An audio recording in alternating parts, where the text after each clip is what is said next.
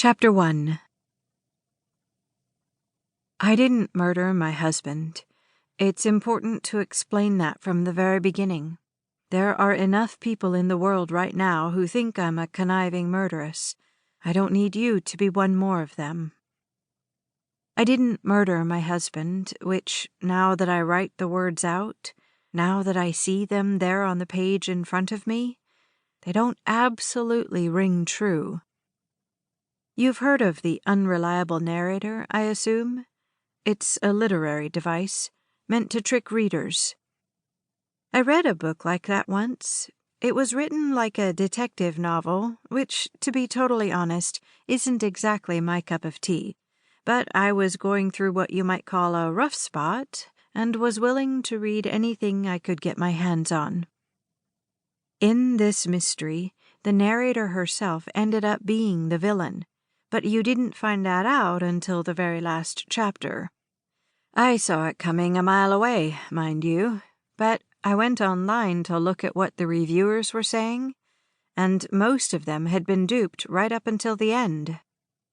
I'm harder to surprise, probably because I know just about every trick there is, every manipulative tactic, every method there is for twisting the truth ever so subtly, until reality itself bends to your command. I didn't murder my husband. I want you to know that from the very beginning. But I thank God every day that he's dead.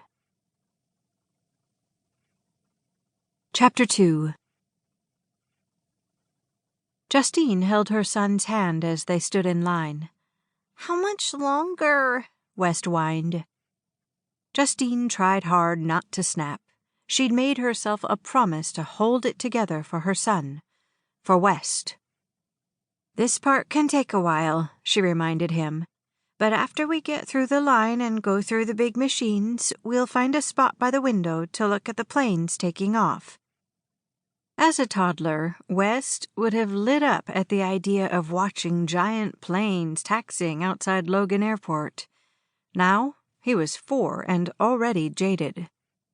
He shifted his weight from one foot to the other, yanking down on her arm. Justine freed her hand and pulled out her cell, not because she had anything important to look at on her screen, but because she needed to rest her nerves. It had been years since she'd flown anywhere. That was before she'd become a mother, and even those few short experiences hadn't been all that friendly to her anxiety.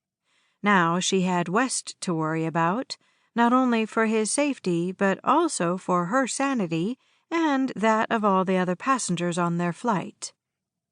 West was what his daycare teacher called energetic, and Justine wasn't exactly looking forward to trying to keep her son entertained and quiet for the next 5 hours, especially not when she herself was so nervous about traveling. West had been looking forward to this trip for months. During his 4 years on the Earth, he'd never ventured beyond about a 50-mile radius from their New England home.